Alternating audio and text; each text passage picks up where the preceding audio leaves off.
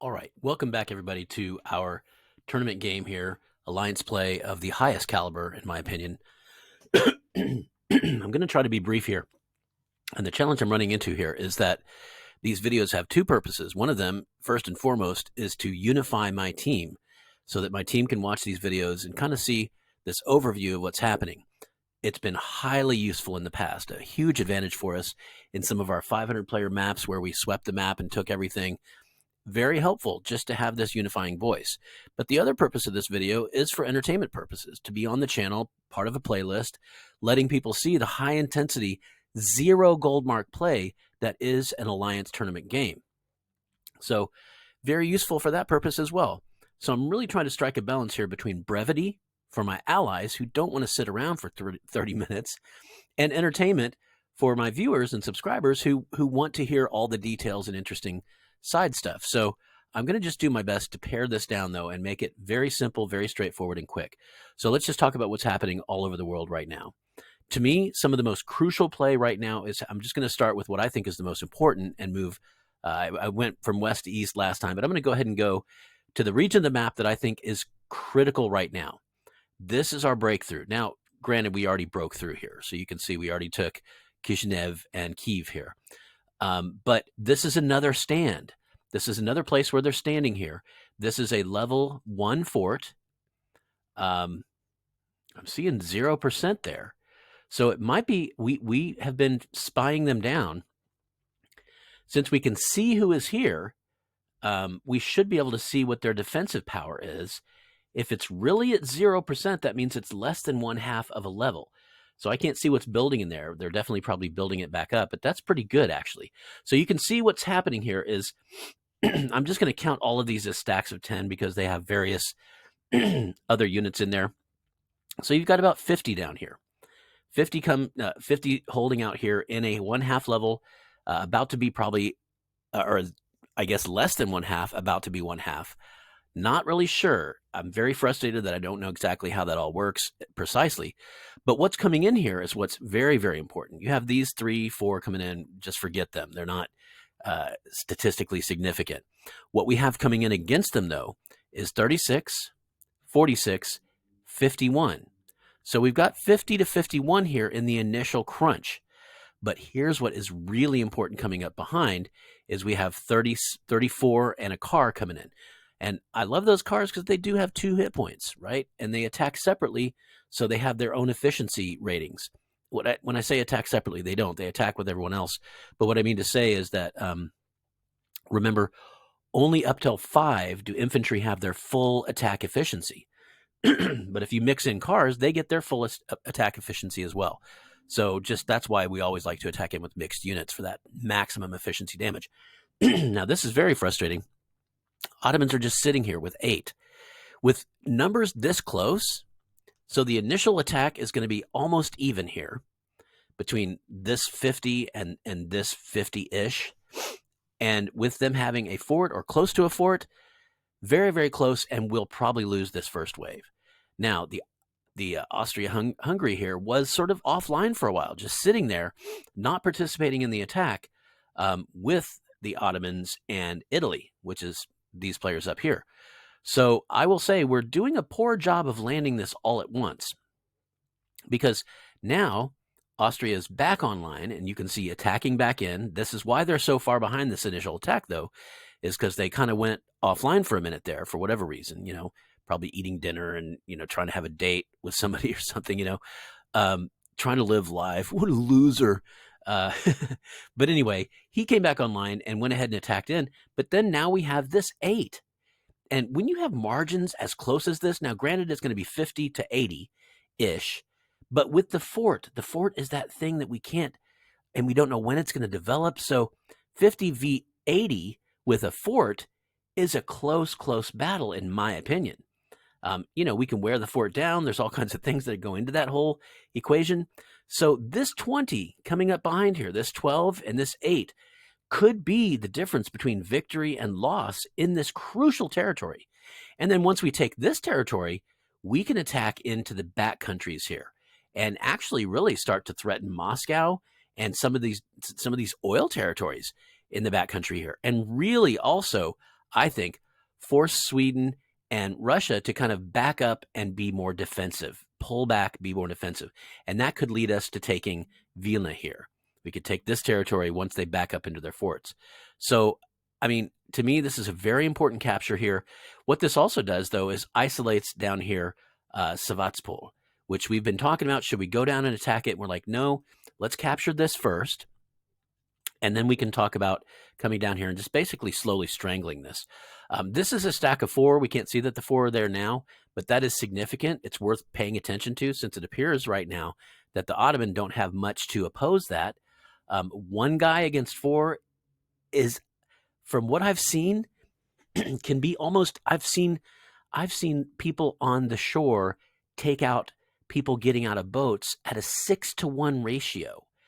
However, that's just 1 guy. So all it takes is 1 roll of the dice and he's gone. Once he's gone, he's gone. So I'd rather see, against 4 in the water, I'd rather see 2. Just even 2 would be great. 3 would be even better. 3 would be guaranteed. 2 is pretty close to guaranteed. 1 is scary. So I would really have to say down here to Harkold, if any time in the near future anything develops, any infantry develops back here, which it surely will. I mean, it's going to take these guys a while to get here and get out of the water. Go ahead and move them up here just to add that extra defender. 1 more defender would be enough for me to be content and happy and secure in my life choices towards the future of humanity and all of, in fact, the universe and whatnot. So anyway, that's this region over here. Crucial stuff going on for us right now. We need to get all 20 of these guys like going. Let's go. I do love that Austria is sending 7 down here, because once these 4 got in the water, there's now only 4 to defend this fort. And if this 1 leaves, he'll be facing the dilemma in reverse that I was just talking about. If he sends 1 of these over to help defend this, then he's only got 1 on shore. And at that point, I'm like, 4v1, let's roll the dice, because it's only 1 guy. You only have to get lucky and kill 1 guy. Right? If there's 2 or 3, then it's like, and you're so weak getting out of the water and your hit points are reduced getting out of the water. It's just a mess. But 4v1 gets me thinking, maybe so. So I think he has to keep both of these here, which really means this 7 is coming down here and looking to sort of threaten, scare Sevastopol down here, which means that I think if we win this, we can really get away with maybe just sending 7 more, because 14v4, even with a fort, is a done deal as far as I'm concerned. The rest of them can turn around and start to threaten northwards. So I'm really liking where we're standing right now. I really, really am. I think we've got a great position here, taking over 2 double wheats. That's got to hurt. And remember, every day that we keep those 2 double wheats, we are starving Russia. Russia has lost a huge source of food. Russia has basically, no food left?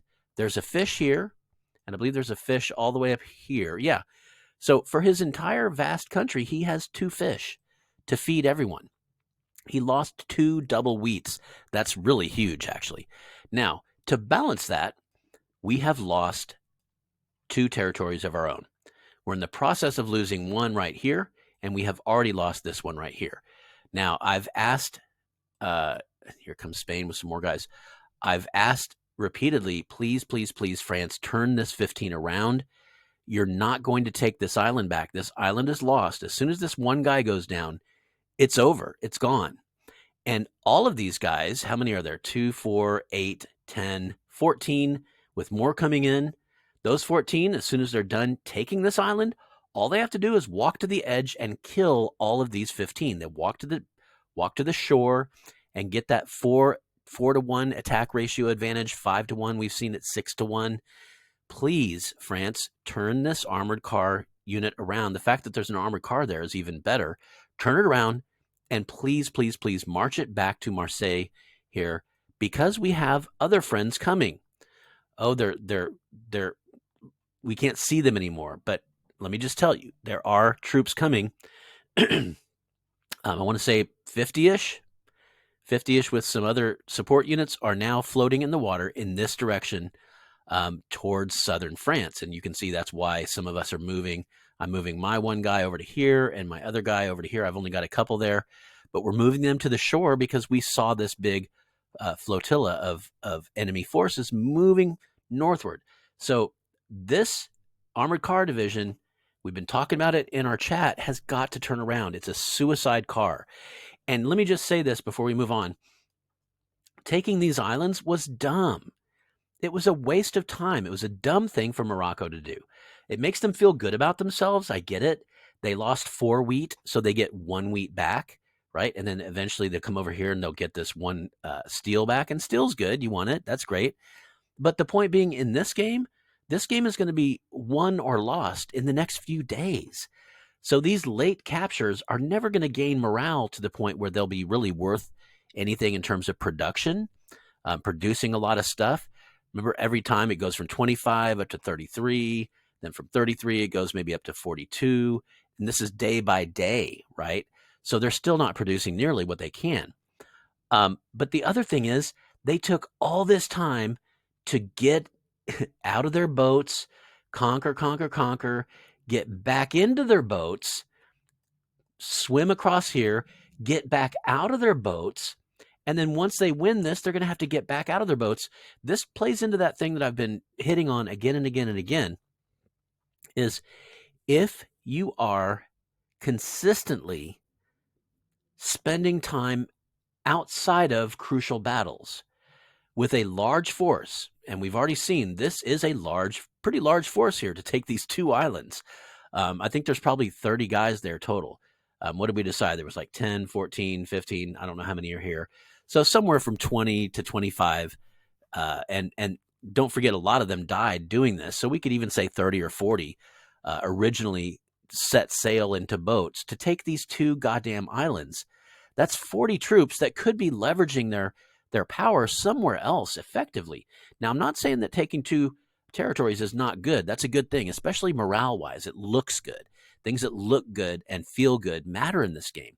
It gives your partners and your teammates strength and encouragement to move forward. But frankly, in a real sort of way, sure, he gains this wheat and he gains this steel, but he takes away the wheat from one territory and the steel from another, right? The wheat came from Italy, the steel came from France. And that's good. Anything you can take is good, don't get me wrong. But we took 4 resources away from 1 player, which is crippling to that 1 player, right? So whereas we lost 1 each to 2 of our players, each of them lost 1. One of their players lost 4, and that's big. And if we can pull this attack off over here, I'm not sure who's coming down over here, but I think it's just a 1 or a 2. If we can pull this attack over here, which really, really does mean the Ottomans activating this 8, at least by the time this 12 gets here. So I don't know how long this is going to take, probably an additional 4 hours for the 12 to get from here to the same point as this 8. But hopefully by that time, the Ottoman will come back online and reactivate this 8, because this 20 right now could be crucial to this battle. It's a very close battle as of right this minute. Very, very close. A lot of these battles have been super close. The battle to hold Germany over here was very, very close. And my allies came in and helped to protect me, but I ended up surviving with 1 guy left there. And my allies did not have to declare war on Britain. I held it alone, even though I had allied protection there. And by the way, if I had to do it again, I would ask for that allied protection again, because no one wants it to come down to 1 guy standing when the battle is over. But still, very, very close battle. Now, since then, a lot of those troops have cleared out and are moving east. We've got a lot of stuff moving east. So we'd love to win this battle. It'd be great to win this battle. But if and when we win this battle, we'll concentrate on Sevastopol down here, Sevastopol, and then take all of this southern stuff. And what that would mean is that we would then have 4 territories of Russia's. So again, that is 6 resources, double, single, 6 resources up. We're 2 resources down from these 2 islands, so that would put us 4 up. But don't forget, when we're 4 up, they're 4 down. The differential is 8. We are now looking down at them from an 8 advantage. And you've got to think of it that way. When we go up, they go down. This is a zero-sum game. And if we can sit on an 8 differential, I think we can win this game. Now, my teammates, whenever I say something like that, my teammates rightfully say, yeah, but why not just keep conquering in through Russia? And I'm always like, yes, you're right. You're right. All I'm saying is that even if we didn't do that, we would win the game. If we can defend successfully their attempts to fuck around, then we will win this. It's really as simple as that. So we do have a big army coming through the water over here. Might be coordinating with an army coming in from Spain. My thoughts would be, I don't see much coming from Britain. What I do know is that Britain attacked in with 50, 55 down into here and was soundly defeated. I also know that my sort of attacks, my fake attacks in, and this one was a real attack with 3 guys, just to keep him on his toes. Every once in a while, I'm going to throw a real attack. This 3 is coming in, and he can land here. If he can land here and actually be on the land, then he'll lose that disadvantage of getting off the boats. And then this guy will still be just in the water. And then very, very important, this 10 pirates in the back country scaring the shit out of Britain. So Britain is, I mean, I hate to say it, but Britain has been rendered almost powerless. Oh, these guys do need to move on. Look, they're chasing me. You idiots. So yeah, the Swedish are chasing me, my little pirate here. You know, just even one guy can harass. But here's what I'll say.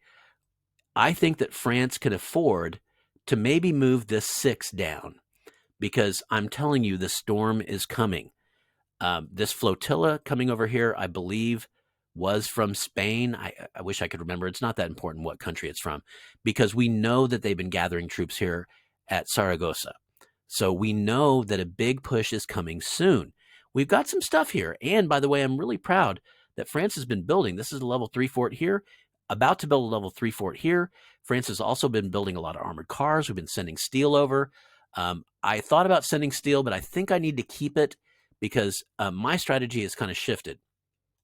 So just for the defenders down here, screw the islands, turn this 15 back around and station yourself defensively. We are about to face a major offensive from Spain and Morocco. It's going to happen. It has to happen or they will lose the game. They've got to make a try, and it's got to be sort of that all-in kind of try. So if I'm Spain, I don't have anything back here. I don't have anything in the back waters here because I've got water scouts far and wide. I've got no enemy scouts inside. And so to me, Spain has 150 troops right here and maybe 10 here and 10 here. We're fairly deep into the game now.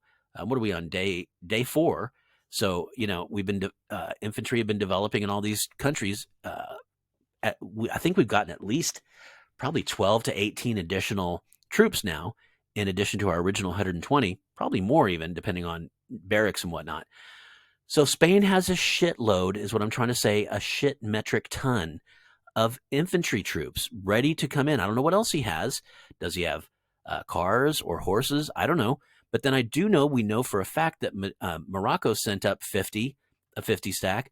So look, there's a big, big invasion coming here, and fucking around on the islands is, God, I hope he hears this. I'm going to have to just end this video and publish it, because as soon as he gets to the wall, as soon as he gets to the shore and starts to disembark, he's stuck there and he will die.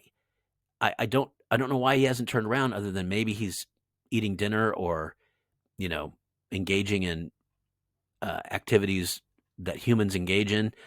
But anyway, he needs to turn around. Okay, that's about it. The last thing I did want to call your attention to is some fun I'm having over here. Sweden has committed heavily into Russia to the point of actually trying to attack in and retake Kyiv here. It's not going to happen. We're going to get enough stuff to Kyiv to protect it. There is a fort building there. I believe we have 1 or 2 defensive spies there right now. We should be able to hold Kyiv, no problem. But what's fun is this. This right here. I am moving in with 23 units. And let's go ahead and come around here. Why the heck not? Just come on over to here. This one can go back and replace. I just need 1 guy on the shore here. He can come over here and replace this guy. Perfect. I've been really threatening and needling Sweden here, but this is a serious push. In a previous game that I played, in a previous tournament style game, but it was really just an alliance game, I was able to punch into Sweden because Sweden feels invulnerable because of their water. So they tend to send in their troops, as they have here, defensively for other nations. In this case, a lot defensively for Russia, which is smart because ultimately defending Russia is defending your land approach to your own country. So better to fight them over there than to fight them over here, as they say. But I really feel like Kalmar is vulnerable right now. Now, unfortunately, he seems to see that. That's why he's pulling back this 2 over here as well. My goal was to chase this 2 down, and as they got out of the water, attack them from the ocean side as they get out of their boats, rather. And then we'd be more or less equal, right? And then debark, get, and capture. I want to start capturing. If I can get Kalmar with a decent-sized force, I can run rampant through the back countries of Sweden, and that would be so sweet. It'd be so sweetened. So that's my goal over here. A little bit of a fun backdoor thing. We'll see if that works out. If not, that's okay too. The main thing is to harass. I'm running a little bit thin of defensive troops over here. At this point, I do have about 22, 23. I am building a fort, and I'm planning on using this other 2,000 to build another fort on top of that when this finishes. That's why I'm not donating my steel to France. I've donated a lot already. And France, I still believe France is the next target, the next big imminent target. If they want to win this game, they've got to do something big, and they've got to do it against France. I've run this down in some of our communications that we've had on Discord. Most of the other enemy territories have not been, I use the word neutralized. It's not like they're neutralized, but Russia's been knocked down and is playing defensively now, so they're not a threat. Sweden has positioned themselves defensively. They're making a little counterattack in Kyiv, but overall, they also are not positioned to make a major strike against us.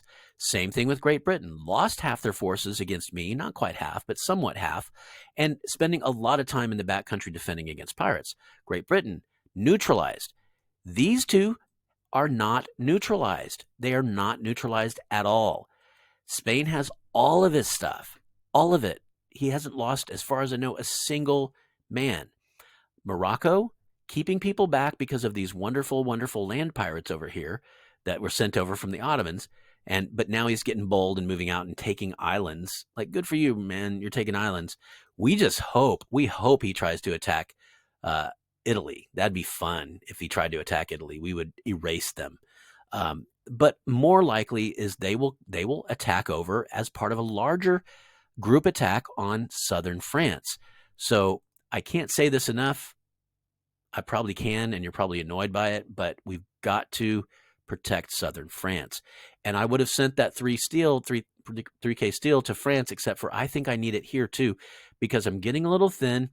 Granted, Sweden and Russia are both sending a lot of stuff south to what they consider a more important border down here. So I felt like I could thin this out a little bit, but I would love to have a level 2 fort so that he can't see how many people I have. That is kind of partially why I felt safe sending a much larger group of troops here, a troop on, in this direction. So this might be a fun little capture, backdoor capture, we hope. Anyway, all right, that's it, guys. Thanks for hanging in there.